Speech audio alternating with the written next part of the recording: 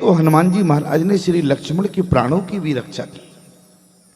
हनुमान जी महाराज ने लक्ष्मण के प्राण भी बचाए, लेकिन एक बात समझ में नहीं आई कि लक्ष्मण तो कई बार मूर्छित हुए हैं। कई बार लक्ष्मण को मूर्छा लगी, राम जी कुछ कान में कहते थे, लक्ष्मण तुरंत उठ बैठते थे। लेकिन पहली बार जिस समय वीर घातनी लक्ष्मण को लगी, तो उस समय प्यारे राम जी ने कुछ लक्ष्मण के कान में नहीं कहा, बल्कि हनुमान जी महाराज ही द्रोणागिरी पर्वत पर बूटी लेने गए।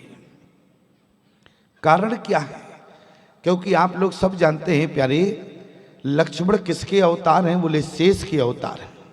शेष के कितनी पुत्रियां हैं? बोले 2 बेटी हैं शेष के, एक तो सुनैना और एक है सुलोचना। शेष के 2 बेटी हैं, एक तो सुनैना और एक है सुलोचना। शेष निद्रा में था। दोनों बहनों में एक दिन सलाह हुई कि बहन अपने पिता के कितने नेत्र हैं।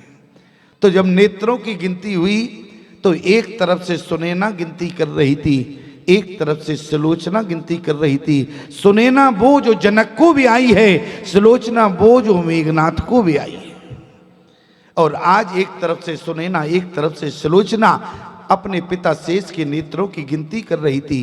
सुनैना बड़ी थी, सुलोचना छोटी थी। सुलोचना की एक उंगली शेष की आंख में चली गई। जब शेष की आंख में उंगली गई प्यारे, तो शेष ने फुफकार मार दिया। और जैसी शेष की फुफकार लगी तो सुलोचना मूर्छा में आ गई। सुनैना ने कहा कि आप कैसे पिता हैं? अपनी नादान बेटी को आपने अपनी फुफकार के द्वारा मूर्छा दे दी। याद रखना, शेष ने कहा कि मैं अपना विष तो वापस ले सकता हूं, लेकिन फुफकार के द्वारा मूर्छा भंग नहीं कर सकता। शेष ने शंकर भगवान को याद किया। शंकर भगवान समक्ष आए।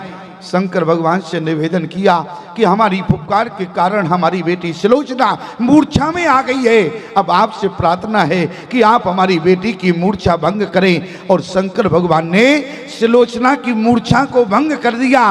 उसी समय सुलोचना जैसे ही होश में आई, सुलोचना ने अपने पिता को श्राप दे दिया कि तुमने मुझे फुफकार के द्वारा मूर्छा दी है। मैं तुम्हें श्राप देती हूं कि जिस समय तुम धरती पर जाओगे तो मेरे पति के द्वारा तुम्हें मूर्छित होना पड़ेगा। और जिस समय लक्ष्मण मूर्छित हुए प्यारे, सब जानते हैं मेघनाथ के द्वारा।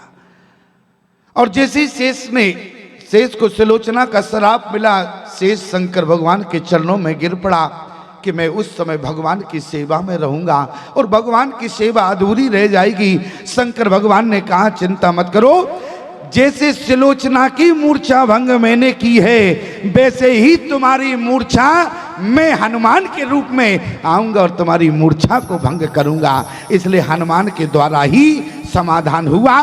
दूसरी बात, जितनी देर सुलोचना मूर्छा में रही, उतनी देर ही लक्ष्मण को मूर्छा में रहना पड़ा।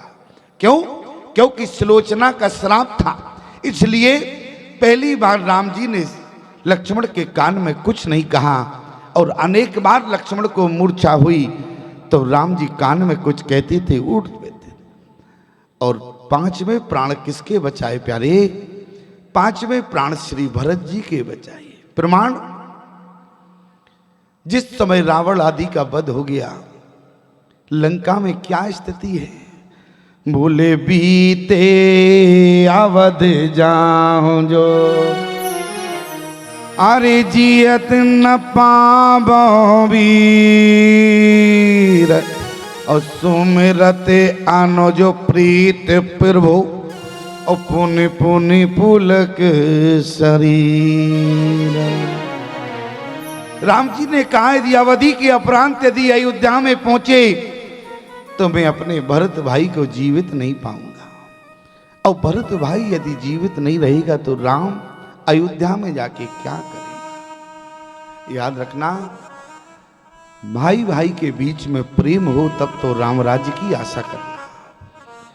भाई भाई के बीच में यदि प्रेम हो, आज अनेक लोग आते हैं कि स्वामी जी हम पति पत्नी के बीचों में विचारधारा नहीं मिलती है, हमारे परिवार में कलेश है।